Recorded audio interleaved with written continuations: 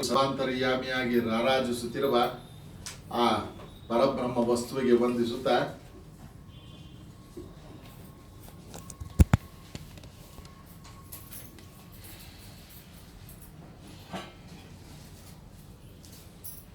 ಗೀತಾ ಅರ್ಥದ ಶ್ರವಣವನ್ನ ಧನುರ್ಮಾಸದ ಕಾರ್ಯಕ್ರಮದ ಅಂಗವಾಗಿ 7ನೇ ದಿನ ಪ್ರಾರಂಭ ಮಾಡ್ತಾ ಇದ್ದೀವಿ. 2 ಅಧ್ಯಾಯಗಳು ಮುಗಿದಿದ್ದಾವೆ. 3ನೇ ಅಧ್ಯಾಯಕ್ಕೆ ಪ್ರವೇಶಿಸ್ತಾ ಇದ್ದೀವಿ. 2 ಅಧ್ಯಾಯಗಳಲ್ಲಿ ಗಮನಿಸಿದಂಥ ಸಾರಾಂಶನ 2 ಅಂಶಗಳಲ್ಲಿ ಗಮನಿಸೋದಾದರೆ, ಯುದ್ಧಕ್ಕೆ ಬಂದ ಅರ್ಜುನ ಮೋಹಪರವಶನಾಗಿ ಯುದ್ಧ ಬೇಕಾ ಬೇಡವಾ ಅನ್ನೋ ಒಂದು ಜಿಜ್ಞಾಸೆಗೆ ಒಳಗಾಗಿ ಕೃಷ್ಣನನ್ನು ಪ್ರಶ್ನಿಸುತ್ತಾನೆ. ಈಗ ನಾನು ಏನು ಮಾಡಬೇಕು? ಯುದ್ಧ ಮಾಡೋದು ಸೂಕ್ತನಾ ಸೂಕ್ತ ಅಲ್ವಾ? ಯುದ್ಧ ಮಾಡೋದ್ರಿಂದ ನನಗೆ ಅನುಕೂಲಗಳು ಕಾಣಿಸ್ತಾ ಇಲ್ಲ, ಬರೇ ಅನಾನುಕೂಲಗಳೇ ಕಾಣಿಸ್ತಾ ಇದ್ದಾವೆ. ಅದರಿಂದ ನನಗೆ ಸೂಕ್ತವಾದಂಥ ಮಾರ್ಗದರ್ಶನ ಕೊಡಪ್ಪ ಅಂತ ಕೇಳ್ತಾನೆ. ಆಗ ಕೃಷ್ಣ ಪರಮಾತ್ಮ ಮುಂದುವರ್ಸ್ತಾ, ನೀನು ನಿನ್ನ ಧರ್ಮಕ್ಕೆ ವಿರುದ್ಧವಾದಂಥ ರೀತಿಯಲ್ಲಿ ಯೋಚನೆ ಮಾಡ್ತಾ ಇದೆಯಾ. ಕ್ಷತ್ರಿಯನಾಗಿ ಯುದ್ಧಕ್ಕೆ ಬಂದಿದ್ಯಾ, ಯುದ್ಧ ಮಾಡಬೇಕಾದ್ದು ನಿನ್ನ ಧರ್ಮ. ಯುದ್ಧ ಮಾಡ್ದ ಹಂಗೆ ಹೋದ್ರೆ ನಿನಗೆ ಅಪಕೀರ್ತಿ ಬರುತ್ತೆ. ಮತ್ತೆ ಈ ಆಂತರಿಕ ವಿಷಯಗಳನ್ನು ಗಮನಿಸಿದಾಗ ಆತ್ಮ ಪರಮಾತ್ಮ ಅನ್ನೋ ಅಂಶಗಳನ್ನು ನೀನು ಆಧ್ಯಾತ್ಮಿಕವಾಗಿ ಗಮನಿಸಿದಾಗ ಆತ್ಮಕ್ಕೆ ನಾಶವಿಲ್ಲ. ಈ ಪಾಂಚಭೌತಿಕ ಏನು ಒಂದು ಪಂಚಭೂತಗಳಿಂದ ಆಗಿರ್ತಕ್ಕಂಥ ಈ ಪ್ರಪಂಚಕ್ಕೆ ನಾಶ ಇದೆ. ದೇಹಗಳು ಇರ್ತವೆ, ಹೋಗ್ತವೆ. ಹಿಂದೆನೂ ಇತ್ತು, ಈಗಿದೆ, ಮುಂದೆ ಹೋಗ್ತವೆ. ಇದಕ್ಕೆಲ್ಲ ಕುರಿತು ನೀನು ಶೋಕಿಸುವ ಅವಶ್ಯಕತೆ ಇಲ್ಲ. ಯುದ್ಧ ಮಾಡು. ಧರ್ಮವನ್ನು ಕಾಪಾಡಬೇಕಾದ ಅಂತದ್ದು ಕ್ಷತ್ರಿಯನ ಧರ್ಮ. ಬೆಳಗ್ಗೆ ಎದ್ದು ವೇದ ಉಪನಿಷತ್ತು ಪಾರಾಯಣ ಇತ್ಯಾದಿಗಳು ಮಾಡ್ತಕ್ಕಂಥದ್ದು ಬ್ರಾಹ್ಮಣ ಲಕ್ಷಣ. ಬೆಳಗ್ಗೆ ಎದ್ದು ಕೆಲಸ ಕಾರ್ಯಗಳು ಏನು ಬೇಕು, ಪ್ರಪಂಚಕ್ಕೆ ಬೇಕಾದಂಥ ಉತ್ಪತ್ತಿಗಳು, ಆಹಾರ ಆಗಿರ್ಬೋದು, ವಾಹನ ಆಗಿರ್ಬೋದು, ಚಾಲನೆ ಆಗಿರ್ಬೋದು, ಉತ್ಪಾದನೆ, ಪ್ರಪಂಚದ ಉತ್ಪಾದನೆಗೆ ಬೇಕಾಗಿರ್ತಕ್ಕಂಥ ವಸ್ತುಗಳನ್ನು ಉತ್ಪಾದನೆ ಮಾಡ್ತಕ್ಕಂಥದ್ದು ಬ್ರಾಹ್ಮಣ ಕ್ಷತ್ರಿಯ ವೈಶ್ಯರ ಧರ್ಮ. ಶೂದ್ರನ ಕರ್ತವ್ಯ ಪರಿಶುದ್ಧವಾಗಿ ಇಟ್ಕೊಳ್ತಕ್ಕಂಥದ್ದು. ಶುದ್ಧತೆ ಅಂದ ತಕ್ಷಣ ಕನಿಷ್ಠ ಅಂತಲ್ಲ, ಎಲ್ಲ ಕೆಲಸ ಬಹಳ ಸುಲಭವಾಗಿ ಆಗುತ್ತೆ. ಶುದ್ಧತೆಯನ್ನ ಕೆಲಸಕ್ಕೆ ಬಂದಾಗ ಅದರದೇ ಆದಂಥ ವಿಶೇಷತೆ ಇದೆ. ಅಲ್ಲಿ ಎಷ್ಟು ಕ್ಲೀನ್ ಆಗಿರುತ್ತೋ ಅಷ್ಟು ಆರೋಗ್ಯ ಶುಭ್ರವಾಗಿರುತ್ತೆ. ಅಲ್ಲೇನಾದರೂ ಅಡಾವಡಿ ಆಯಿತು ಅಂತಂದರೆ ಆರೋಗ್ಯದ ಮೇಲೆ ಪರಿಣಾಮ ಬೀರುತ್ತೆ. ಅದರಿಂದ ಪ್ರತಿಯೊಂದು ಅಂಗನೂ ಬಹಳ ಮುಖ್ಯ. ಈ ರೀತಿ ನಿನ್ನ ಧರ್ಮವಾದಂಥ ಕ್ಷತ್ರಿಯ ಧರ್ಮವನ್ನು ಪಾಲಿಸು, ಇದರಲ್ಲಿ ಅನುಮಾನ ಪಡಬೇಡ ಅಂತ ಹೇಳ್ತಾ 2 ಧರ್ಮಗಳನ್ನು ಆತನಿಗೆ ಉಪದೇಶ ಮಾಡ್ತಾರೆ. ಒಂದು ಸಾಂಖ್ಯ ಮಾರ್ಗ. ಸಾಂಖ್ಯ ಮಾರ್ಗ ಅಂತ ಅಂದರೆ ತತ್ವಶಾಸ್ತ್ರ. ತತ್ವ ಅಂತ ಅಂದರೆ ತತ್ ಅಂದರೆ ಅದು. ತತ್ವ ಅಂತ ಅಂದರೆ ಯಾವುದು? ತತ್ವ ಈ ಏಕ್ದ ಅಂತ ಇಳ್ಕೊಂಡು ತತ್ವ ಹೇಳ್ರಮ್ಮ ಒಂದು ಕೇಳೋಣ ಅಂತ ಅಂತೀವಲ್ಲ, ಆ ತತ್ವ ಅಲ್ಲ, ಅದು ತತ್ವನೇ. ಅದಕ್ಕೆ ಯಾಕೆ ತತ್ವ ಅಂತೀವಿ ಅಂತಂದರೆ ಆ ಒಂದು ಉಪದೇಶದಲ್ಲಿ ತತ್ವಶಾಸ್ತ್ರ ಅಂತ ಯಾರು ಆಡ್ತಾರೆ ಅದರಲ್ಲಿ ಇರ್ತಕ್ಕಂಥ ಉಪದೇಶ ಎಲ್ಲ ಆ ತತ್ವಿಗೆ ಸಂಬಂಧಪಟ್ಟಿದ್ದು. ತತ್ ಅಂದರೆ ಅದು. ತತ್ ಅಂದರೆ ಅದು. ತತ್ವಂ ಅಸಿ ಅಂತವ ಉಪನಿಷತ್ತಿನ ವೇದವಾಕ್ಯ ಇದೆ. ತತ್ ತ್ವಂ ಅಸಿ ಆಗಿದ್ದೇನೆ ಅನ್ನೋದು ಮಹಾವಾಕ್ಯ. ಆ ತತ್ ಪದದ ಅರ್ಥವನ್ನು ವಿವರಿಸ್ತಾ ಸಾಂಖ್ಯ ಯೋಗದಲ್ಲಿ ವಿವರಣೆ ಕೊಡ್ತಾ ಮತ್ತೆ ಕರ್ಮ ಅನುಷ್ಠಾನಕ್ಕೆ ಬರ್ತಾ ಕರ್ಮ ಮಾಡತಕ್ಕಂಥದ್ದು ನಿನ್ನ ಧರ್ಮ. ಆ ಕರ್ಮ ಮಾಡತಕ್ಕಂಥದ್ರಲ್ಲಿ ಒಂದು ಮುಖ್ಯವಾದಂಥ ಉದ್ದೇಶ ಇದೆ. ನಿಷ್ಕಾಮ ಕರ್ಮಿಯಾಗಿ ಕಾರ್ಯಾಚರಣೆಯನ್ನು ಮಾಡು, ಫಲಾಫಲಗಳನ್ನು ಭಗವಂತನಿಗೆ ಅರ್ಪಿಸು ಅಂತ ಹೇಳಿ ಮುಗಿಸ್ತಾನೆ. ಈ ಥರ ಎಲ್ಲ ಮಾಡ್ಕೊಳ್ಳೋಂಥ ವ್ಯಕ್ತಿಗಳು ಹೆಂಗಿರ್ತಾನೆ, ಹೇಗಿರ್ತಾನೆ, ಅವನು ವಿವರ ಕೊಡು ಅಂತ ಕೇಳ್ತಾ ಅರ್ಜುನ ಪ್ರಶ್ನೆ ಮಾಡಿದಾಗ ಸ್ಥಿತಪ್ರಜ್ಞನ ಲಕ್ಷಣಗಳು ಅಂತ ಒಂದು 20 ಶ್ಲೋಕದಲ್ಲಿ ಎಲ್ಲ ವ್ಯವಹಾರದಲ್ಲೂ ಸಮತ್ವವನ್ನು ಸಾಧಿಸ್ತಕ್ಕಂಥ ವ್ಯಕ್ತಿ ಸ್ಥಿತಪ್ರಜ್ಞನಾಗಿರ್ತಾನೆ. ಇಂದ್ರಿಯಗಳನ್ನು ನಿಯಂತ್ರಣ ಮಾಡಿಕೊಂಡು ಆಮೆಯ ಅಂಗಾಂಗಗಳನ್ನು ಒಳಗಡೆ ತಗೊಳ್ಳೋ ರೀತಿಯಲ್ಲಿ ತಾನು ನಿಯಂತ್ರಿತನಾಗಿರ್ತಾನೆ. ವಿಷಯಗಳಲ್ಲಿ ಜಾರಿ ಹೋಗ್ತಕ್ಕಂಥದ್ದು ಸಹಜ ಗುಣ ಪ್ರತಿಯೊಬ್ಬರಿಗೂ. ಅವನು ಸಂಸಾರಿಯಾಗಿರಲಿ, ಸದಾಚಾರಿಯಾಗಿರಲಿ, ಪ್ರತಿಯೊಬ್ಬರಿಗೂ ಜಾರತಕ್ಕಂಥ ವ್ಯವಸ್ಥೆ. ಆ 2 ಶ್ಲೋಕ ಸುಂದರವಾದಂಥ ಶ್ಲೋಕಗಳು ಹೇಳ್ತಾರೆ. ಆ ಶ್ಲೋಕಗಳಲ್ಲಿ ಒಂದೊಂದೇ ಬುದ್ಧಿನೇ ನಾಶ ಆಗುತ್ತೆ. ಕೊನೆಗೆ ಬುದ್ಧಿ ನಾಶ ಅನ್ನೋದಾಗ ಪ್ರಣಶ ಸೀಮಿತತ್ವ ಕಳ್ಕೊತಾನೆ. ಆ ಸಂದರ್ಭದಲ್ಲಿ ಏನಾಗುತ್ತೆ ಹೇಳೋಕ್ಕಾಗೋದಿಲ್ಲ. ಅನೇಕ ಸಂದರ್ಭದಲ್ಲಿ ನಾವು ಅಪರಾಧ ಮಾಡಿ ಆ ಒಂದು ಶಿಕ್ಷೆ ಅನುಭವಿಸ್ತಾ ಇರ್ತಕ್ಕಂಥ ವ್ಯಕ್ತಿಗಳನ್ನ ಇಂಟರ್ವ್ಯೂ ಮಾಡ್ಲಿಕ್ಕೆ ಹೋದಾಗ ಅವರೆಲ್ಲ 100ಕ್ಕೆ 80 ಭಾಗ ಜನ ಹೇಳ್ತಕ್ಕಂಥದ್ದು ಒಂದೇ ಅಂಶ. ಆ ಕ್ಷಣನ ನಾನು ತಪ್ಪಿಸಿದ್ರೆ, ಆ ಕ್ಷಣದಲ್ಲಿ ನಾನು ಸ್ವಲ್ಪ ಯೋಚಿತನಾಗಿದ್ರೆ, ಆ ಕ್ಷಣದಲ್ಲಿ ನಾನು ಸ್ವಲ್ಪ ಬುದ್ಧಿಯನ್ನು ಉಪಯೋಗಿಸಿದ್ರೆ ಈ ಅನರ್ಥ ಆಗ್ತಿರಲಿಲ್ಲ, ಅವನೂ ಸಾಯ್ತಿರಲಿಲ್ಲ, ನನಗೂ ಈ ಶಿಕ್ಷೆ ಬರ್ತಾ ಇರಲಿಲ್ಲ, ಇಬ್ರು ಉಳ್ಕೊಂಡಿವೋ.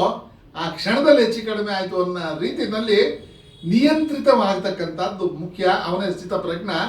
ಯಾರು ತನ್ನ ಸ್ಥಿತಿಯನ್ನ ಪ್ರಜ್ಞೆಯನ್ನ ನಿಯಂತ್ರಣದಲ್ಲಿ ಇಟ್ಕೊಳ್ತಾನೆ ಅವನು ಸ್ಥಿತಪ್ರಜ್ಞ ಅಂತ ಹೇಳಿದ್ರು. ಮುಂದೆ ಅರ್ಜುನ ಪ್ರಶ್ನೆ ಮಾಡ್ತಾನೆ, ಕರ್ಮಯೋಗ ಅಂತ. ಇದು ಜ್ಞಾನಯೋಗ ಕರ್ಮಯೋಗ ಅಂತ ಇಷ್ಟೊತ್ತು ಹೇಳಿದ್ದನ್ನ 2 ಭಾಗ ಮಾಡ್ತಾರೆ. ಕರ್ಮಯೋಗ, ಕರ್ಮದಲ್ಲಿ ಯೋಗ ಮಾಡೋದು ಹೇಗೆ, ಯೋಗದ ರೀತಿಯಲ್ಲಿ ಕರ್ಮನ ಮಾಡ್ತಕ್ಕಂಥದ್ದು. ಯೋಗ ಅಂತ ಅಂದ್ರೆ ಆಸನಗಳನ್ನು ನಾವು ಜ್ಞಾಪಿಸ್ಕೊಳೋದಲ್ಲ. ಸೂರ್ಯ ನಮಸ್ಕಾರ, ಪದ್ಮಾಸನ, ಬೇರೆ ಬೇರೆ ಬೇರೆ ಆಸನಗಳಿರ್ತಾವಲ್ಲ, ಆ ಯೋಗ ಅಲ್ಲ. ಯೋಗ ಅಂತ ಅಂದ್ರೆ ಸೇರ್ತಕ್ಕಂಥದ್ದು. ಆತ್ಮ ಪರಮಾತ್ಮ ಆಗಿರ್ಬೋದು, ಮತ್ತೆ ಇಬ್ರು ವ್ಯಕ್ತಿಗಳಾಗಿರ್ಬೋದು, ಇಬ್ರು ಸೇರಿದಾಗ ನಮಸ್ಕಾರ ಅಂತ ಮಾಡ್ತೀವಿ. ಇಬ್ರು ನಾನು ನೀನು ಒಂದೇ ಅಪ್ಪ ಅನ್ನೋ ರೀತಿಯಲ್ಲಿ ಸೇರ್ತಕ್ಕಂಥದ್ದಕ್ಕೆ ಯೋಗ ಅಂತ ಹೇಳ್ತಾರೆ. ಕರ್ಮದಲ್ಲಿ ಯೋಗ, ಕರ್ಮ ಮಾಡುವಾಗ ಯಾವ ರೀತಿ ಯೋಗಯುತವಾಗಿ ಮಾಡಬೇಕು ಅಂತಂದ್ರೆ ಕರ್ಮಾಚರಣೆಯಲ್ಲಿ ನಿಷ್ಕಾಮ ಕರ್ಮಯುತನಾಗಿ ಮಾಡ್ತಕ್ಕಂಥದ್ದು ಹೇಗೆ ಅನ್ನೋ ವಿವರಣೆನ ಇಲ್ಲಿ ಕೊಡ್ತಾ ಹೋಗ್ತಾರೆ. ಅರ್ಜುನ ಪ್ರಶ್ನೆ ಮಾಡ್ತಾನೆ, ಜನಾರ್ದನ, ಕರ್ಮಕ್ಕಿಂತ ಜ್ಞಾನವು ಶ್ರೇಷ್ಠವೆಂದು ನಿನ್ನ ಅಭಿಪ್ರಾಯವಾದ್ರೆ ಹೇ ಕೇಶವ, ನನ್ನನ್ನು ಈ ಭಯಂಕರವಾದ ಯುದ್ಧ ಕರ್ಮಕ್ಕೆ ಏಕೆ ತೊಡಗಿಸುತ್ತಿದೆ? ನೀನು ಸಾಂಖ್ಯ ಜ್ಞಾನ ಹೇಳ್ದೆ, ಜ್ಞಾನ ಪಡೆದವನು ಮುಕ್ತನಾಗ್ತಾನೆ, ಅವನು ಈ ಎಲ್ಲ ವ್ಯವಹಾರಗಳಿಂದ ಬಿಡುಗಡೆ ಹೊಂದುತ್ತಾನೆ ಅಂತ ಹೇಳಿದೆ. ಮತ್ತೆ ಈ ಕರ್ಮ ನಾನು ಯಾಕೆ ಮಾಡಬೇಕು, ಯುದ್ಧ ಯಾಕೆ ಮಾಡಬೇಕು ಅನ್ನೋ ಪ್ರಶ್ನೆ ಮಾಡ್ತಾನೆ. ಮತ್ತೆ ಇನ್ನೊಂದು ಅದನ್ನ ಮುಂದುವರಿಸ್ತಾ ಪ್ರಶ್ನೆನ, ವಿರುದ್ಧಾರ್ಥವುಳ್ಳ ನಿನ್ನ ಮಾತಿನಿಂದ ನನ್ನ ಬುದ್ಧಿಯು ಭ್ರಾಂತಿಯಾಗಿದೆ. ನೀನೆಲ್ಲ ಅದು ಇದು ಎಲ್ಲ ಹೇಳ್ಕೊಂಡು ಕೂತಿದ್ಯಾ, ನನಗೆ ಕನ್ಫ್ಯೂಷನ್ ಆಗ್ತಾ ಇದೆ. ಯಾವುದರಿಂದ ನಾನು ಶ್ರೇಯಸ್ಸನ್ನು ಹೊಂದಬಹುದೋ ಅದು ಒಂದನೇ ನನಗೆ ಹೇಳು. ನಾನು ಕರ್ಮ ಮಾಡ್ಲಾ ಇಲ್ಲ ತಪಸ್ಸು ಕೂತ್ಕೊಳ್ಳ, ಸಾಂಖ್ಯ ಜ್ಞಾನಿಯಾಗಿ ಆ ಧರ್ಮಾಚರಣೆಯಲ್ಲಿ ನಾನು ತೊಡಸ್ಕೊಂಡು ನಿಲ್ತನಾಗ್ಲ, ಅಥವಾ ಯುದ್ಧ ಮಾಡ್ತಾ ಕರ್ಮ ಮಾಡ್ತಾ ನನ್ನ ಕಾರ್ಯಗಳು ಮುಂದುವರಿಸ್ಬೇಕಾ? ಯಾವ್ದು ಮಾಡಿದ್ರೆ ನನಗೆ ಶ್ರೇಯಸ್ಸು ಅದು ಒಂದನ್ನೇ ಹೇಳು ಅಂತ ಪ್ರಶ್ನೆ ಮಾಡ್ತಾನೆ. ಕೃಷ್ಣ ಪರಮಾತ್ಮ ಮುಂದುವರಿಸ್ತಾ, ಪಾಪರಹಿತನಾದ ಅರ್ಜುನನೇ, ಸಾಂಖ್ಯರಿಗೆ ಜ್ಞಾನಯೋಗ, ಯೋಗಿಗಳಿಗೆ ಕರ್ಮಯೋಗ. ಸಾಂಖ್ಯರು ಅಂತ ಅಂದ್ರೆ ತತ್ವ ಅರ್ಥವನ್ನ ವಿಶ್ಲೇಷಣೆ ಮಾಡಿ ಅದರಲ್ಲಿ ತೊಡಗಿಸ್ಕೊಳ್ತಕ್ಕಂಥ ವ್ಯಕ್ತಿಗಳು, ಅವರಿಗೆ ಸಾಂಖ್ಯ ಜ್ಞಾನ, ಸಾಂಖ್ಯರಿಗೆ ಜ್ಞಾನಯೋಗ ತಿಳುವಳಿಕೆ, ಮತ್ತೆ ಯೋಗಿಗಳಿಗೆ ಕರ್ಮಯೋಗ. ಯೋಗಿ ಯೋಗಿ 4 ಅರ್ಥಗಳು ಬರ್ತವೆ.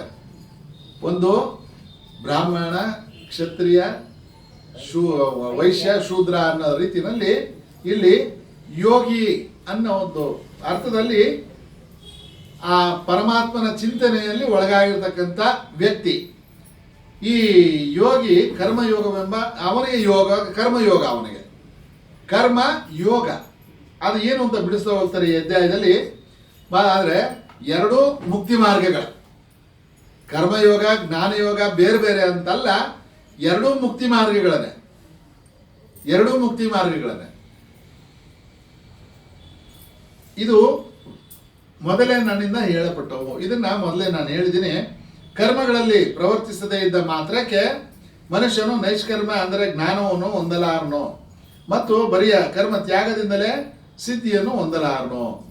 ಬರೇ ಮನುಷ್ಯನು ಕರ್ಮದಲ್ಲಿ ಪ್ರವರ್ತಿಸದೇ ಇದ್ದ ಮಾತ್ರಕ್ಕೆ ಮನುಷ್ಯನು ನೈಷ್ಕರ್ಮ ಅಂದರೆ ಜ್ಞಾನವನ್ನು ಹೊಂದಲಾರನು.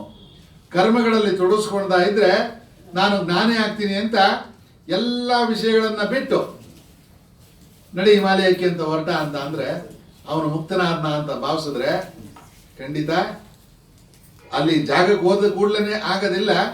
ಯಾವುದು ಅಮ್ಮ ಒಂದು ಕತೆ ಹೇಳ್ತಿದ್ರಲ್ಲ, ಸರ್ವಸಂಗ ಪರಿತ್ಯಾಗಿಯಾಗಿ ಹೋದಂತ ಸ್ವಾಮಿಯ ಸಂಸಾರಿಯಾಗಿದ್ದ ಸ್ವಾಮಿಯಾಗಿ ಹೋಗಿ ಅಲ್ಲಿ ಕೂತ್ಕೊಂಡ ಎಲ್ಲ ಜಡೆ ಗಡ್ಡ ಎಲ್ಲ ಬೆಳೆಸ್ಕೊಂಡು ಮಜಬೂತಾಗಿ ಕೂತಿದ್ದ. ಮನೆಯವರು ಬಂದು ನಮಸ್ಕಾರ ಮಾಡಿದಾಗ ಓಹೋ ಚೆನ್ನಾಗಿದ್ಯಾ, ಯಾವಾಗ ಬಂದೆ ಅಂದ, ವಾಸನೆ ಬೀಳಲಿಲ್ಲ. ಆ ರೀತಿ ಸನ್ಯಾಸಿ ಆದ್ರೆ ಪ್ರಯೋಜನ ಇಲ್ಲ, ಪೂರ್ಣವಾಗಿ ಆ ರೀತಿ ಆಗೋದಕ್ಕೆ ಪ್ರಯೋಜನ ಇಲ್ಲ. ಮತ್ತೆ ಬರಿಯ ಕರ್ಮ ತ್ಯಾಗದಿಂದಲೇ ಸಿದ್ಧಿಯನ್ನು ಹೊಂದಲಾರನು. ನಾನೇನು ಮಾಡೋದಿಲ್ಲ, ಇವತ್ತು ಭಗವದ್ಗೀತೆ ಕರ್ಮ ಯೋಗನ ಕೇಳಿದ್ದೀನಿ, ಇವತ್ತಿಂದ ನಾನು ಏನು ಕೆಲಸ ಮಾಡೋದಿಲ್ಲ ಅಂತ ಕೂತ್ಕೊಂಡ್ರೆ ಕೆಲಸ ಆಗುತ್ತಾ?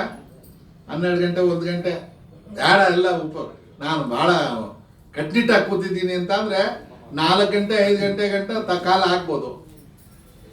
ಅದೇನಾದ್ರೂ ಪರಿಸ್ಥಿತಿಗಳು ಔಷಧಿಗಳ ಮೇಲೆ ಜೀವನ ಮಾಡುವಂತ ಪರಿಸ್ಥಿತಿಗಳು ಇತ್ತು ಅಂತ ಅಂದ್ರೆ ಅದು ಒಳಗಡೆಯಿಂದ ದಬಾಯಿಸ್ಕೊಂಬಂದ್ರೆ ಏನ್ ಮಾಡಿದ್ದೀರಾ ಅಂತ ತಡ್ಕಾಡ್ಕೊಳ್ಬೇಕಾಗತ್ತೆ. ತಿನ್ನೋದ್ರು ಒಂದು ಕರ್ಮನೇ, ತಿನ್ನೋದು ಕರ್ಮನೇ, ತಿನ್ನೋದಕ್ಕೆ ಮಾಡಬೇಕಾದಂತ ವಿಷಯಗಳು ಒಂದು ಕರ್ಮನೇ. ಆದ್ರಿಂದ ಕರ್ಮ ತ್ಯಾಗದಿಂದಲೇ ಸಿದ್ಧಿ ಬರುತ್ತೆ ಅಂತ ಅಂದ್ರೆ ತಪ್ಪಾಗುತ್ತೆ. ಮತ್ತೆ ಏನ್ ಮಾಡ್ಬೇಕು? ಯಾವನು ಎಂದಿಗೂ ಒಂದು ಕ್ಷಣ ಮಾತ್ರವಾದರೂ ಕರ್ಮ ಮಾಡದೆ ಇರಲಾರನು. ಯಾರು ಒಂದು ಕರ್ಮ ಮಾಡಿದಿರ ಒಂದು ಕ್ಷಣ ಕೂಡ ಇರಕ್ ಸಾಧ್ಯ ಇಲ್ಲ. ಎಲ್ಲಿ ಇಲ್ಲ, ನಾನು ನೋಡಪ್ಪ ಆ ಧ್ಯಾನ ಯೋಗ ಓದಿದ್ದೀನಿ, ನಾನು ಇನ್ನೇನಿಲ್ಲ ಬರೇ ಆಚರಣೆಯಲ್ಲೇ ಕೂತ್ಕೊಂತೀನಿ ಅಂತ ಕೂತ್ಕೊಂಡ್ರೆ ಬರೇ ಅಷ್ಟಕ್ಕೆ ಸಿದ್ಧಿಯಾಗಿ ಕರ್ಮಗಳೆಲ್ಲ ತ್ಯಾಗ ಮಾಡದ ಅಂತ ಹೇಳಿದ್ರೆ ಸಾಧ್ಯನಾ? ಇಲ್ಲಲ್ಲ. ಉಸಿರಾಡೋ ಕೆಲಸ ಮಾಡಲೇಬೇಕಾಗತ್ತೆ. ಉಸಿರಾಡ್ದಿರ ಯಾವ ಕೆಲಸ ನಿಲ್ಲಿಸ್ಬೋದು? ಉಸಿರಾಟ ನಿಲ್ಲಿಸ್ಲಿಕ್ಕೆ ಅದು ಒಂದು ಕರ್ಮನೇ. ಕರ್ಮ ಮಾಡಿದ್ರೆ ಒಂದು ಕ್ಷಣನೂ ಇರಕ್ಕೆ ಸಾಧ್ಯ ಇಲ್ಲ. ಯಾಕೆಂದ್ರೆ ಪ್ರತಿಯೊಬ್ಬನು ಪ್ರಕೃತಿಯಿಂದ ಹುಟ್ಟಿದ ಗುಣಗಳಿಂದ ಪರವಶನಾಗಿ ಕರ್ಮಗಳನ್ನು ಮಾಡುತ್ತಲೇ ಇರ್ತಾನೆ. ಪ್ರಕೃತಿಗೆ ಅನುಗುಣವಾಗಿ ನಾವು ಈ ದೇಹ ಇರೋದ್ರಿಂದ ಪ್ರಕೃತಿಗೆ ಅನುಗುಣವಾಗಿ ನಮ್ಮ ಕೆಲಸ ಕಾರ್ಯಗಳು ನಡೀತಾನೆ ಇರ್ತವೆ. ಎಲ್ಲ 9 ಭಾಗಗಳನ್ನು ಕೊಟ್ಟಂತ ಈ ದೇಹದಲ್ಲಿ ಯಾವ್ಯಾವ್ದು ಯಾವಾಗ ಏನೇನು ಚಲನೆಗಳು ನಡೀತಾ ಇರಬೇಕೋ ನಡೀತಾ ಇರ್ತದೆ. ಆ ಕರ್ಮಗಳನ್ನು ಮಾಡ್ತಾ ನಿರ್ವಹಿಸ್ಕೊಂಡು ತಗೋತಕ್ಕಂಥದ್ದು ನಮ್ಮ ಧರ್ಮವಾಗಿದೆ. ಯಾರು ಕರ್ಮೇಂದ್ರಿಯಗಳನ್ನು ನಿಗ್ರಹಿಸಿ ಮನಸ್ಸಿಂದ ಇಂದ್ರಿಯ ವಿಷಯಗಳನ್ನು ಸ್ಮರಿಸುತ್ತಿರೋರೋ ಅವನು ವಿಮೂಢಾತ್ಮನೆಂದು ಮಿಥ್ಯಾಚಾರ ಎಂದು ಕರೆಸಿಕೊಳ್ಳುತ್ತಾನೆ. ನಾನು ಆಚಾರವಂತನಾಗಿದ್ದೀನಿ, ಮತ್ತೆ ನಾನು ಎಲ್ಲ ವಿಷಯಗಳನ್ನ ಪರಿತ್ಯಾಜ್ಯ ಮಾಡಿದ್ದೀನಿ ಅಂತ ಕೂತ್ಕೊಂಡು ಒಳಗಡೆನೆ ವಿಷಯ ಮೆಲ್ಕಾಗ್ತಾ ಇದ್ರೆ ಅವನು ವಿಮೂಢಾತ್ಮ, ಮಿಥ್ಯಾಚಾರಿ. ಆಚಾರಿ ಅಂತ ಅಂದ್ರೆ ಆಚಾರ ಅಂತ ಅಂದ್ರೆ ಮಾಡ್ತಕ್ಕಂಥದ್ದು, ಮಿಥ್ಯಾಚಾರಿ ಅಂತ ಅಂದ್ರೆ ಬೋಗಸ್ ಅಥವಾ ಸುಳ್ಳು ಹೇಳ್ತಕ್ಕಂಥ ವ್ಯಕ್ತಿ ಅಂತ ಕರೆಸ್ಕೊಳ್ತಾನೆ.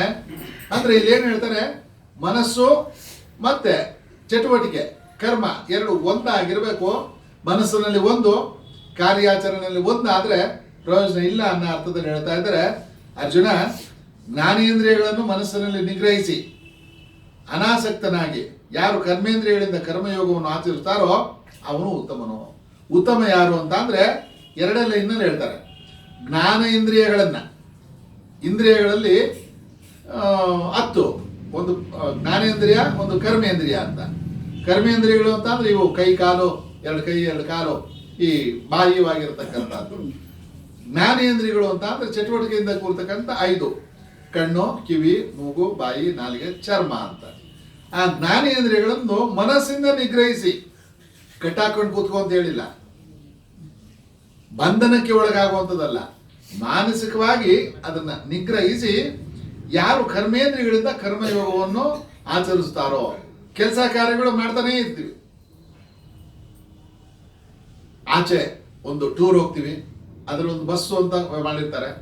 ಆ ಬಸ್ಸಲ್ಲಿ ನಮಗೆ ಅಂತ ಒಂದು ಸೀಟ್ ಕೊಡ್ತಾನೆ. ಆ ಪ್ರಯಾಣ ಪ್ರಾರಂಭ ಆದಾಗಿಂದ ಮುಕ್ತಾಯ ಆಗ ಗಂಟ ಆ ಸೀಟಿನ ಮೇಲೆ ನಮ್ದು ರಿಜಿಸ್ಟ್ರೇಷನ್. ಬೈ ಚಾನ್ಸ್ ಯಾರಾದರೂ ಬೇರೆಯವ್ರು ಬಂದು ಕೂತ್ಕೊಂಡ್ರೆ ಪರಿಣಾಮನ ಊಹಿಸ್ಕೊಬೋದು, ಏನೇನು ಆಗ್ಬೋದು ಅಂತ. ಬಸ್ ಯಾರ್ದು, ಮಾಡಿರೋನು ಯಾರೋ.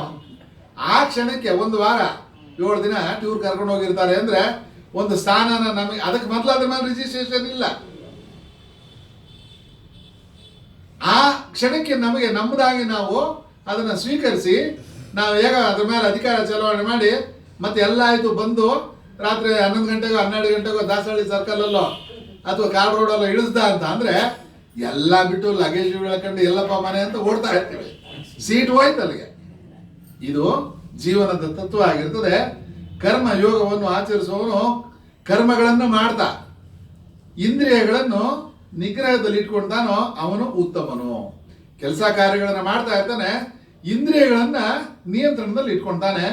ಕರ್ಮವನ್ನು ಮಾಡದೆ ಇರುವುದಕ್ಕಿಂತ ಕರ್ತವ್ಯ ಕರ್ಮವನ್ನು ಮಾಡುವುದು ಒಳ್ಳೆಯದು. ನಾನು ಏನು ಮಾಡೋದಿಲ್ಲ ಅಂತ ಕೂತ್ಕೊಂಡು ಒಂದು ಸೋಮಾರಿತನ ಆಗುತ್ತೆ. ಅನೇಕ ಸಂದರ್ಭದಲ್ಲಿ ಭಗವದ್ಗೀತೆನ ತಪ್ಪರ್ಥ ಮಾಡಿಕೊಂಡು ಈ ನಾನು ಕೃಷ್ಣ ಹೇಳ್ಬಿಟ್ಟಿದ್ದಾನೆ, ಯಾವ ಕರ್ಮವನ್ನು ಮಾಡಬೇಕಾಗಿಲ್ಲ, ನೀನು ಆರಾಮಾಗಿರೋ ಅಂತ ಹೇಳ್ಬಿಡ್ತಾನೆ ಅಂತೇಳಿ ಎಲ್ಲ ಬಿಟ್ಟು ಕೂತ್ಕೊಳ್ಳುವಂಥ ಪರಿಸ್ಥಿತಿಗಳಿಗೆ ಹೋಗಿ ತಪ್ಪರ್ಥಕ್ಕೆ. ಆ ಥರ ಹೇಳಿಲ್ಲ ಇಲ್ಲಿ. ಕರ್ತವ್ಯ ಕರ್ಮವನ್ನು ಮಾಡೋದು ಒಳ್ಳೆಯದು. ಕರ್ತವ್ಯ ಕರ್ಮ ಒಬ್ಬೊಬ್ರಿಗೂ ಒಂದೊಂದು ಕರ್ತವ್ಯ ಅಂತಿದೆ. ಇಷ್ಟು ಜನ ಇದ್ದೀವಿ, ಇಷ್ಟು ಜನದ್ದು ಒಂದು ಪೇಜ್ ತಗೊಂಡು ನಾವು ಪಟ್ಟಿ ಮಾಡ್ತಾ ಹೋದ್ರೆ ಒಬ್ಬೊಬ್ರದ್ದು ಒಂದೊಂದು ಕರ್ತವ್ಯ, ಒಬ್ಬರದ್ದು ಸಾಮ್ಯ ಇರೋದಿಲ್ಲ, ಹೊಂದಾಣಿಕೆ ಇರೋದಿಲ್ಲ. ಅವ್ರವ್ರದ್ದು ಬೇರೆ ಇರ್ತದೆ. ಅವರ ಕರ್ತವ್ಯ ಒಬ್ಬೊಬ್ಬರ ಕರ್ತವ್ಯವೂ ಶ್ರೇಷ್ಠನೇ. ಅವ್ರದ್ದು ಶ್ರೇಷ್ಠ, ಇವ್ರದ್ದು ಕನಿಷ್ಠ, ನಂದು ಮಧ್ಯಮ, ಈ ಥರ ಭೇದ ಭಾವ ಇಲ್ಲ. ನನಗೇನು ಜವಾಬ್ದಾರಿ, ಕಸ ಗುಡಿಸೋ ಕೆಲಸ ಕೊಟ್ಟಿದ್ದಾನೆ ಭಗವಂತ, ಅದೇ ಶ್ರೇಷ್ಠವಾದಂಥ ಕೆಲಸ. ಅವರೆಲ್ಲ ಕಾರಲ್ಲಿ ಓಡಾಡ್ತಾರೆ, ನನಗೆ ಯಾವುದೋ 2 ಮೊಮ್ಮಕ್ಕಳನ್ನ ಕೊಟ್ಬಿಟ್ಟು ತೂಕಂಡು ಕೂತ್ಕೊಂತ ಬಿಟ್ಟು ಹೋಗೋರೆ, ಇದೊಂದು ಜನ್ಮನ, ಇದೊಂದು ಸಾವನ, ನನಗೆ ಹಿಂಗೆ ಮಾಡ್ಬಿಟ್ಟ. ಇದು ಹೋಲಿಕೆ ಅಲ್ಲ. ಆ ಮಕ್ಕಳಲ್ಲಿ ನೀನು ದೇವರನ್ನು ಕಾಣ್ತಕ್ಕಂಥದ್ದು ನಿನಗೆ ಕೊಟ್ಟಿರ್ತಕ್ಕಂಥ ಭಗವಂತ ಒಂದು ಕರ್ತವ್ಯ. ಮಕ್ಕಳೇ ಬರ್ತಾ ನೀನು ಮಗು ಆಗು ಅಂತಾರೆ. ಜೀವನ ಮಾಡೆಲ್ಲ ಆದ್ಮೇಲೆ ಮಗು ಯಾವ ರೀತಿ ಇರುತ್ತೆ, ಯಾವುದೇ ಭೇದ ಇಲ್ಲ, ಅದಕ್ಕೆ ಯಾವುದೇ ಭೇದ ಇಲ್ಲ ಅನ್ನೋ ರೀತಿಯಲ್ಲಿ ಮನಸ್ಸನ್ನ ಸಮಾಧಿಗೆ ತರತಕ್ಕಂಥ ಪ್ರಯತ್ನವೇ ಆ ಒಂದು ಜೀವನದ ಸಿದ್ಧಾಂತ ಆಗತ್ತೆ. ಕರ್ತವ್ಯ ಕರ್ಮ ಮಾಡಬೇಕಾಗತ್ತೆ. ಕರ್ಮವನ್ನು ಮಾಡದೇ ಇರುವುದರಿಂದ ನಿನ್ನ ಜೀವನ ಯಾತ್ರೆಯೂ ನಡೆಯಲಾರದು. ಏನು ಕೆಲಸ ಮಾಡಲಿಲ್ಲ ಅಂತ ಅಂದ್ರೆ ಜೀವನ ಯಾತ್ರೆನೂ ನಡೆಯೇ ಇಲ್ಲ. ಅಷ್ಟೋ ಎಷ್ಟೋ ಕೆಲಸ ಕಾರ್ಯಗಳಲ್ಲಿ ನಾವು ನಮ್ಮನ್ನ ತೊಡಗಿಸ್ಕೊಂಡು ಬೇಕು ಅಂತ ಹೇಳ್ತಾ ಇದ್ದಾನೆ. ತರಕಾರಿ ಬಿಡಿಸೋದಾದ್ರೂ ಮಾಡಿದ್ರೆ ಅಲ್ಲಿ ಶೋಭೆ ಏನು ಇಲ್ಲ, ನಾನು ರಿಟೈರ್ ಆಗ್ಬಿಟ್ಟಿದ್ದೀನಿ, ಇನ್ನೇನು ನಾನು ಮಾಡೋದಿಲ್ಲ, ಮಾಡಿದ್ದೆಲ್ಲ ಆಗೋಯ್ತು ಅಂತ ಕೂತ್ಕೊಂಡ ಅಂತ ಅಂದ್ರೆ 1 ತಿಂಗಳು ಮಾಡ್ತಾರೆ, 1 ವರ್ಷ ಮಾಡ್ತಾರೆ. ಆಮೇಲೆ ಎಲ್ಲೋ ಒಂದು ಕಡೆ ಮನಸ್ಸಿನಲ್ಲಾದ್ರೂ, ಆಮೇಲೆ ಬರ್ತಾ ಬರ್ತಾ ಕಾರ್ಯಾಚರಣೆಯಲ್ಲಾದ್ರೂ ಆ ಒಂದು ಅಸಮಾಧಾನ, ಅತೃಪ್ತಿಗಳು ಕಾಣ್ತಾ ಇರ್ತವೆ. ಸುಮ್ಮನೆ ಇದನ್ನ ಒಂದು ಸಣ್ಣ ಪುಟ್ಟ ಕೆಲಸಗಳಾದ್ರೂ ಮಾಡೋಕ್ಕಾಗಲ್ವ ಅವನಿಗೆ ಅಂತ. ಆ ರೀತಿ ಕರ್ತವ್ಯ ಕರ್ಮ, ಸಣ್ಣ ಪುಟ್ಟದಲ್ಲಿ ಕೆಲಸಗಳನ್ನ ನೋಡ್ಬಿಟ್ಟು ನಾವು ಕರ್ತವ್ಯ ಅಂತ ಹೇಳ್ತಾರೆ. ಭಗವಂತ ಹೇಳಿರ್ತಕ್ಕಂಥದ್ದು ಯಜ್ಞಕ್ಕಾಗಿ ಮಾಡಿದ ಕರ್ಮಗಳ ವಿನಃ ಕಾಮ್ಯ ಕರ್ಮಗಳು ಜನರನ್ನು ಬಂಧಿಸುತ್ತವೆ. ಯಜ್ಞ ಅಂತ ಅಂದ್ರೆ ಭಗವಂತನಿಗೆ ಸಮರ್ಪಣೆ ಮಾಡತಕ್ಕಂಥ ಕಾರ್ಯ. ಏನು ದೊಡ್ಡ ಯಾಗ ಯಜ್ಞ ಬ್ರಾಹ್ಮಣರನ್ನೆಲ್ಲ ಕರೆಸಿ ದೊಡ್ಡದಾಗಿ ಮಾಡ್ತಕ್ಕಂಥದ್ದು ಮಾತ್ರನೇ ಯಾಗ ಅಂತ ಅಲ್ಲ. ಒಂದೇ ಮಂತ್ರ ಕೊಟ್ಟವನು, ಬ್ರಹ್ಮಾರ್ಪಣಂ ಬ್ರಹ್ಮಾವಿ ಬ್ರಹ್ಮಾಗ್ನೋ ಬ್ರಹ್ಮನಾಹುತಂ ಬ್ರಹ್ಮೈವತೇನ ಕಂತವ್ಯ ಬ್ರಹ್ಮಕರ್ಮ ಸಮಾಧಿನ. ಪ್ರಸಾದದ ಮುಂದೆ ಕೂತ್ಕೊಂಡಾಗ ಅದು ಇಷ್ಟು ಉಪ್ಪಿಟ್ಟೆ ಆಗಿರ್ಬೋದು, ಇಷ್ಟು ಚಿತ್ರಾನ್ನನೇ ಆಗಿರ್ಬೋದು, ಅಥವಾ ನಮಗೆ ಬೂರಿ ಭೋಜನನೇ ಸಿಕ್ಕಿರ್ಬೋದು. ನಿನಗೆ ಅರ್ಪಿತವಾಗ್ಲಪ್ಪ ಅಂತ ಕೃಷ್ಣನಿಗೆ ಭಗವಂತನಿಗೆ ಅರ್ಪಿಸಿ ತಿಂದರೆ ಅದು ಪ್ರಸಾದ ಆಗುತ್ತೆ. ಯಜ್ಞಕ್ಕಾಗಿ ಮಾಡಿದ ಕರ್ಮಗಳಾದ ರೀತಿ ಯಜ್ಞ ರೀತಿಯಲ್ಲಿ ನಾವು ಸ್ವೀಕರಿಸದೆ ಕಾಮ್ಯ ಕರ್ಮಗಳನ್ನು ನಮಗೆ ಬೇಕು ನಮ್ಮ ಸ್ವಂತಕ್ಕೋಸ್ಕರ ಕರ್ಮ ಮಾಡ್ಕೊಂಡು ಕೂತ್ಕೊಂಡ್ರೆ ಅವನು ಜನರನ್ನು ಬಂಧಿಸುತ್ತವೆ, ಬಂಧನಕ್ಕೆ ಒಳಗಾಗ್ತೀವಿ. ಆದ್ದರಿಂದ ಕೊಂದೆಯ ಆಸಕ್ತಿಯನ್ನು ಬಿಟ್ಟು ಯಜ್ಞಾರ್ಥವಾಗಿ ಕರ್ಮವನ್ನು ಮಾಡು. ಯುದ್ಧದಲ್ಲಿ ನಾನು ಕತ್ತರಿಸ್ತೀನಿ, ಇವ್ರು ಸಾಯಿಸ್ತೀನಿ, ನಮ್ಮವರು ತಮ್ಮವರು ಅನ್ನೋದು ಬಿಟ್ಟು ನೀನು ಕರ್ತವ್ಯ ಕರ್ಮ ಮಾಡ್ತಾ ಇದ್ದೀನಿ, ಕರ್ಮದಲ್ಲಿ ನೀನು ತೊಡಸ್ಕೊ ಅಂತ ಅಲ್ಲಿ ಮಾರ್ಗದರ್ಶನ ಕೊಡ್ತಾ ಇದ್ದಾರೆ. ಮುಂದಿನ ಶ್ಲೋಕದಲ್ಲಿ ಸೃಷ್ಟಿಯ ಕಾಲದಲ್ಲಿ ಪ್ರಜಾಪತಿಯು ಯಜ್ಞಗಳ ಜೊತೆಯಲ್ಲಿ ಪ್ರಜೆಗಳನ್ನು ಸೃಷ್ಟಿಸಿ ಈ ಯಜ್ಞಗಳಿಂದ ನೀವು ಸಮೃದ್ಧಿಯನ್ನು ಹೊಂದಿರಿ, ಯಜ್ಞವು ನಿಮಗೆ ಇಷ್ಟಾರ್ಥಗಳನ್ನು ಪೂರ್ಣ ಮಾಡುವ ಕಾಮಧೇನು ಎಂದು ಹೇಳಿದನು. ಸೃಷ್ಟಿ ಕಾರ್ಯದಲ್ಲಿ ಭಗವಂತ ಯಾವ ರೀತಿ ವ್ಯವಸ್ಥೆ ಮಾಡಿದ್ದಾನೆ ಅಂತ ಅಂದ್ರೆ ಮಳೆಯಿಂದ ಬೆಳೆಯಿಂದ ಜೀವನ ಆದ್ಮೇಲೆ ಮತ್ತೆ ಗೊಬ್ಬರ, ತಿರ್ಗಾ ಬೆಳೆ, ಈ ಸೃಷ್ಟಿ ಚಕ್ರ ಒಂದನ್ನೊಂದು ಅವಲಂಬಿಸಿದೆ. ಆಹಾರ ಧಾನ್ಯದ ಮೇಲೆ ನಾವು, ನಮ್ಮ ಮೇಲೆ ಆಹಾರದ ಧಾನ್ಯ, ಇವೆಲ್ಲ ನಿಯಂತ್ರಿಸ್ತಾ ಇರ್ತಕ್ಕಂಥ ವ್ಯಕ್ತಿ, ಸೂರ್ಯ ಚಂದ್ರರ ಪ್ರಭೆಗಳು, ಇದೆಲ್ಲ ಯಾವ ರೀತಿ ಕೆಲಸ ನಿರ್ವಹಿಸ್ತಾ ಇದೆ ಅನ್ನೋದಕ್ಕೆ ಎಲ್ಲೂ ಇಲ್ಲ. ಮಳೆ ಯಾವಾಗ ಬರ್ತದೆ, ಬೆಳೆ ಆತದ ಇಲ್ವಾ ಅಂತ ಯಾವ ರೈತನೂ ನಿಖರವಾಗಿ ಹೇಳಲಿಕ್ಕೆ ಸಾಧ್ಯ ಇಲ್ಲ.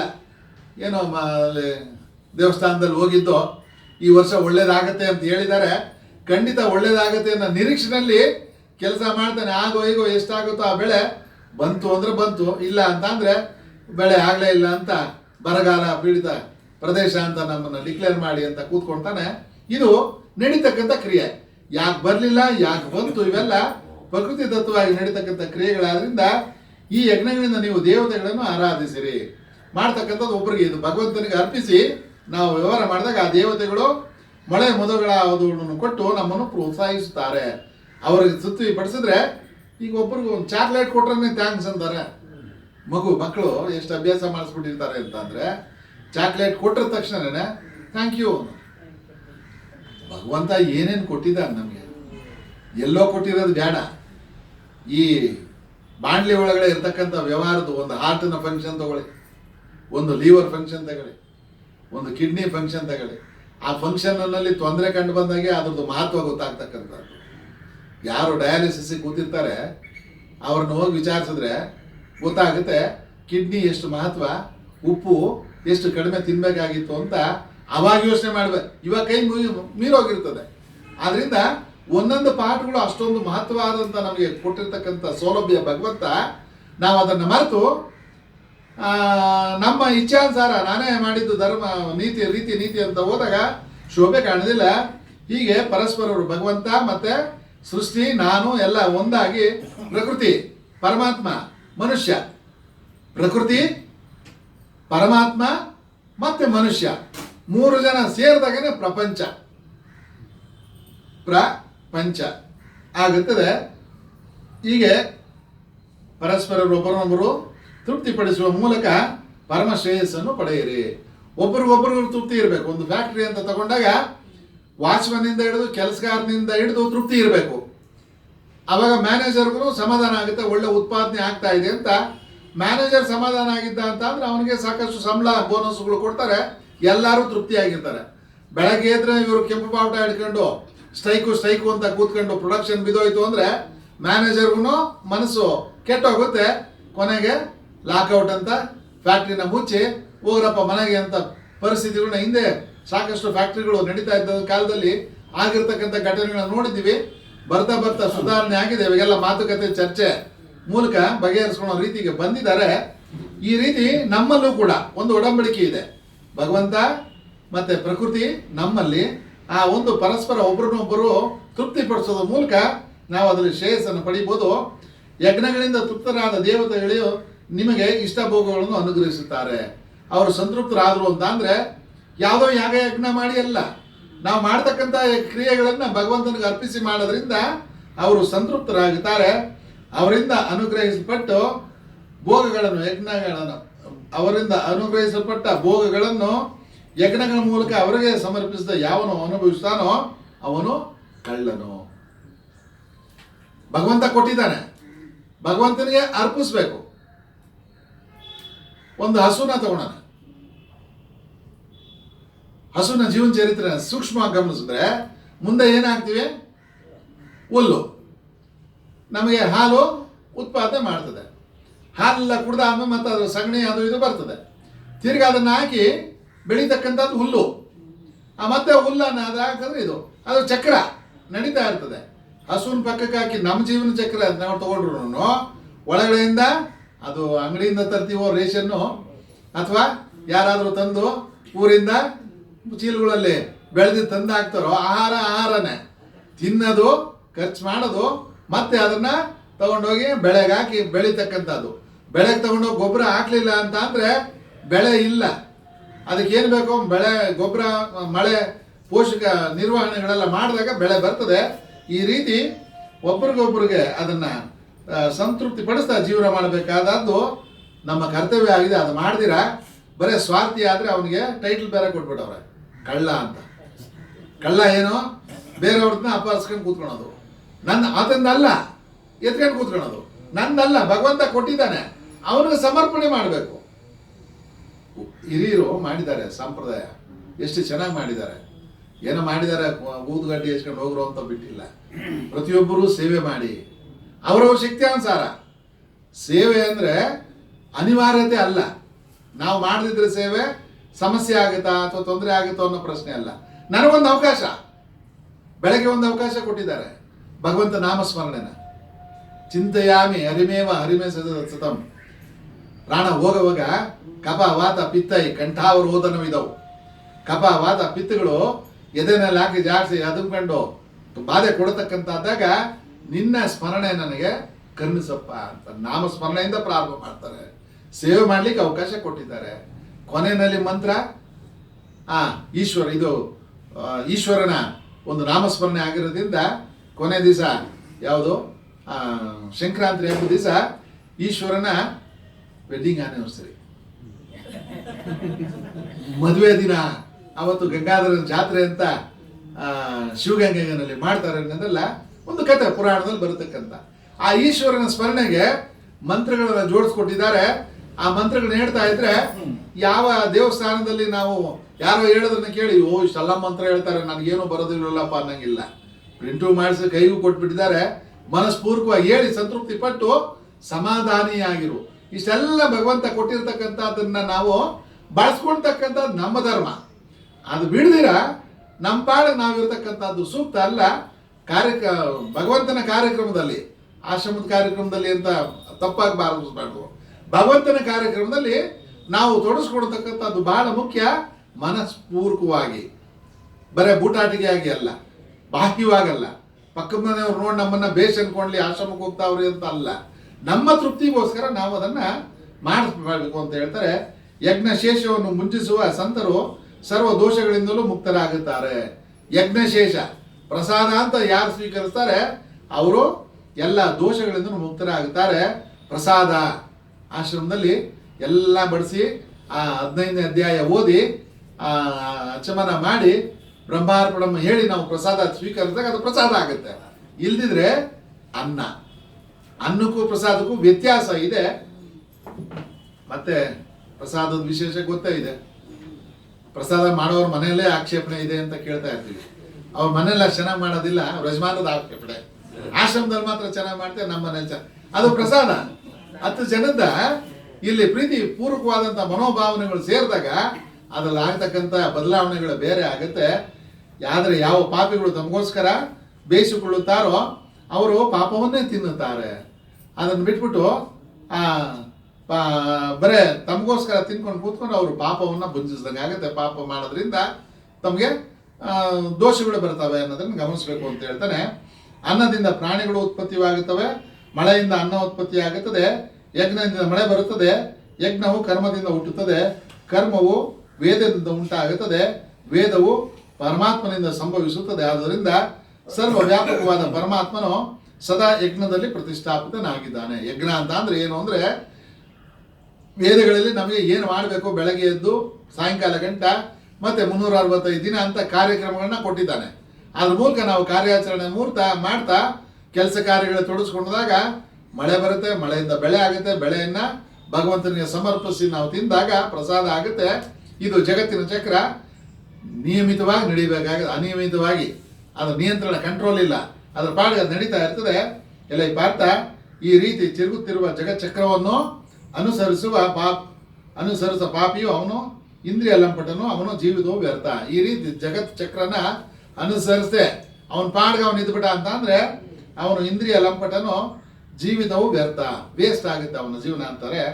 ಆತ್ಮಾರಾಮನು, ಆತ್ಮತೃಪ್ತನು, ಆತ್ಮಸಂತುಷ್ಟನೂ ಆದ ಮಾನವನಿಗೆ ಯಾವ ಕರ್ತವ್ಯವೂ ಇಲ್ಲ. ಆತ್ಮಾರಾಮನು, ಶ್ರೀರಾಮ ಅಂತ ಇಲ್ಲಿ ಭಾವಿಸಬಾರ್ದು.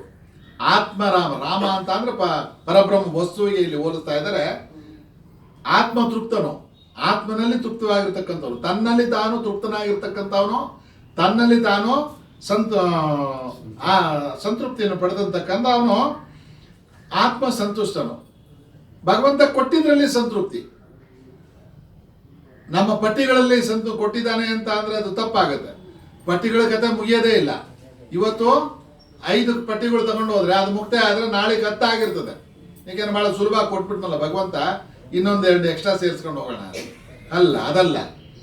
ಸಂತುಷ್ಟನು, ಏನು ಭಗವಂತ ಕೊಟ್ಟಿದ್ದಾನೆ ಅದರಲ್ಲಿ ಸಂತುಷ್ಟನಾಗಿರ್ತಕ್ಕಂಥ ಅವನು ಮಾನವನಿಗೆ ಯಾವ ಕರ್ತವ್ಯ ಕರ್ಮವೂ ಇಲ್ಲ. ಅದು ಮಾಡ್ದ, ಇದು ಮಾಡಲಿಲ್ಲ, ಇದು ಮಾಡಬೇಕಾಗಿತ್ತು, ಅದು ಎಟಕಲಿಲ್ಲ, ಈ ಕರ್ತವ್ಯ ದೋಷ ಇರೋದಿಲ್ಲ. ಕರ್ಮವನ್ನು ಮಾಡುವುದರಲ್ಲಿ ಬಿಡುವುದರಲ್ಲಿ ಅವನಿಗೆ ಯಾವ ಸ್ವಾರ್ಥವೂ ಅನರ್ಥವೂ ಇರುವುದಿಲ್ಲ. ಅವನು ಏನು ಒಳ್ಳೇದು ಅಂತ ತೀರ್ಮಾನ ಮಾಡ್ತಾನೆ ಅದು ಒಳ್ಳೇದಾಗಿರ್ತದೆ. ಅವನಿಗೆ ಸರ್ವ ಪ್ರಾಣಿಗಳಲ್ಲೂ ಯಾವೊಂದು ಪ್ರಯೋಜನ ಸಂಬಂಧವೂ ಇರುವುದಿಲ್ಲ. ಮಮಕಾರ ರಹಿತವಾಗಿರ್ತಾನೆ. ಇದು ಮಾತ್ರ ಇವ್ರು ನಮ್ಮವರು, ಇವ್ರು ಮಾತ್ರ ಹೆಲ್ಪ್ ಮಾಡಬೇಕು, ಅವ್ರಿಗೆ ಮಾತ್ರ ಮಾಡಬೇಕು, ನಮ್ಮ ಆಶ್ರಮದವ್ರು ಮಾತ್ರ ನಾವು ಪ್ರೀತಿ ಭಾವ ಇಲ್ಲ, ಎಲ್ಲರನ್ನೂ ಸರ್ವಭಾವನೆಯಿಂದ ನೋಡ್ತಾ ಇರ್ತಾನೆ. ಆದ್ದರಿಂದ ಅನಾಸಕ್ತನಾಗಿ ನಿರಂತರವೂ ಅನವಶ್ಯಕವಾದ ಕರ್ಮಗಳನ್ನು ನಿರಂತರವಾಗಿ ಅವಶ್ಯಕವಾದ ಕರ್ಮಗಳನ್ನು ಮಾಡು. ಆದ್ದರಿಂದ ಆಸಕ್ತಿ ರಹಿತವನ್ನಾಗಿ ಮಮಕಾರ ರಹಿತನಾಗಿ ನಿರಂತರ ಅವಶ್ಯಕ ಕರ್ಮಗಳನ್ನು ಮಾಡು. ಕೈ ಸಿಕ್ಕಿದ್ದೆಲ್ಲ ಮಾಡ್ಕೊಂಡು ಹೋಗು ಅಂತ ಹೇಳಿಲ್ಲ, ಅವಶ್ಯಕವಾದಂಥ ಕರ್ಮಗಳನ್ನು ಮಾಡು. ಅನಾಸಕ್ತಿಯಿಂದ ಮಾಡಿದ ಕರ್ಮಗಳು ಮುಕ್ತಿಯನ್ನು ಕೊಡುತ್ತವೆ. ಅನಾಸಕ್ತಿಯಿಂದ ಅಂದರೆ ವಿಶೇಷವಾದಂಥ ಮಮಕಾರಗಳನ್ನು ತ್ಯಜಿಸಿ ಮಾಡಿದಂಥ ಕರ್ಮಗಳು ಮುಕ್ತಿ ಅಂದರೆ ಮನಸ್ಸಿನಲ್ಲಿ ಬಿಡುಗಡೆಯನ್ನು ಕೊಡ್ತದೆ, ಬಂಧನವನ್ನು ಏರ್ಪಡಿಸುವುದಿಲ್ಲ ಅಂತ ಹೇಳ್ತಾ ಇದ್ದಾರೆ. ಜನಕ, ಅಶ್ವಪತಿ ಮೊದಲಾದವರು ಕರ್ಮ ಯೋಗದಿಂದಲೇ ಮೋಕ್ಷವನ್ನು ಪಡೆದುಕೊಂಡರು. ಉದಾಹರಣೆ ಮೇಲೆ ಕೊಡ್ತಾ ಇದ್ದಾರೆ. ಈ ರೀತಿ ಮಾಡಿದವರು ಯಾರಾದರೂ ಇದ್ದಾರಾ ಅಂತ ಅಂದ್ರೆ ಜನಕ ಮಹಾರಾಜ, ಮಹಾಜ್ಞಾನಿ. ಜನಕ ಸೀತಾದೇವಿಯವರ ತಂದೆ ಜನಕ ಮಹಾಜ್ಞಾನಿ, ಅವ್ರ ಕಥೆನೇ ದೊಡ್ಡದಾಗಿದೆ. ಅಂಥವರು ಜನಕ, ಅಶ್ವಪತಿ ಅನ್ನೋ ಒಬ್ಬ ಮಹಾಜ್ಞಾನಿಗಳ ಹೆಸರು ಹೇಳ್ತಾರೆ. ಇವರೆಲ್ಲ ಕರ್ಮಯೋಗದಿಂದಲೇ ಮೋಕ್ಷವನ್ನು ಪಡೆದುಕೊಂಡರು. ಅವರೇನು ಕಾವ್ಯ ಹಾಕೊಂಡು ಹೋಗ್ಲಿಲ್ಲ. ಪ್ರಪಂಚ ಜೀವನ ನಿರ್ವಹಿಸ್ತಾನೇನೆ, ರಾಜ್ಯಭಾರ ಮಾಡ್ತಾನೇನೆ ಮುಕ್ತಿಯನ್ನು ಪಡೆದಂಥವ್ರು. ಅವರು ಲೋಕ ಸಂಗ್ರಹಕ್ಕಾದರೂ ನೀನು ಕರ್ಮವನ್ನು ಮಾಡುವುದು ಯೋಗ್ಯವಾಗಿದೆ, ಲೋಕದ ಅನುಕೂಲಕ್ಕಾದ್ರೂ ನೀನು ಯುದ್ಧ ಮಾಡ್ತಕ್ಕಂಥದ್ದು, ಕೆಲಸ ಮಾಡ್ತಕ್ಕಂಥದ್ದು ಸೂಕ್ತವಾಗಿದೆ ಅಂತ ಹೇಳ್ತಾರೆ. ಮುಂದಿನ ಶ್ಲೋಕನ ನಾಳೆ ಮುಂದುವರಿಸೋಣ. ಓಂ ಮಂಗಳಂ ಗುರುದೇವಾಯ ಮಾನೀಯ ಗುಣಾಬ್ಧೆ ಸರ್ವಲೋಕ ಶರಣ್ಯಾಯ ಸಾಧುರೂಪಾಯ ಮಂಗಳಂ. ಮಂಗಳಂ ಶ್ರೀ ಕುರುಕ್ಷೇತ್ರೇ ರಣಕ್ಷೋಣಿ ವಿಹಾರಣೆ ಪಾರ್ಥಸಾರಥಿ ರೂಪಾಯ ಗೀತಾಚಾರ್ಯಾಯ ಮಂಗಳಂ. श्री कृष्ण भगवान की जय, सद्गुरु महाराज की जय.